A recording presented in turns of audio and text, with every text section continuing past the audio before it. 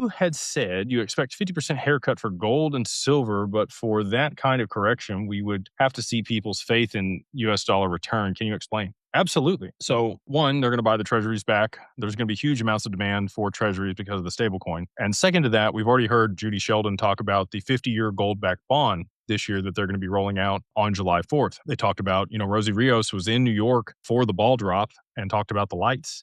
There was 589 lights in the 2026 fixture that they had there in New York, and that would be used again on July 4th this year when they announced that, which is not that far. And they will back the treasuries with gold that'll be redeemable in 50 years.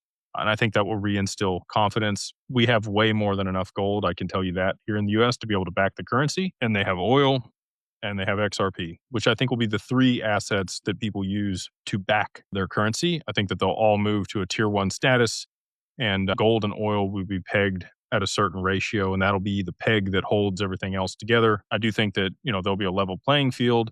Not sure about FX markets. It's going to be interesting to see exchange rates on currencies and how that fluctuates on this new system. I think each country will back their currency with whatever they have.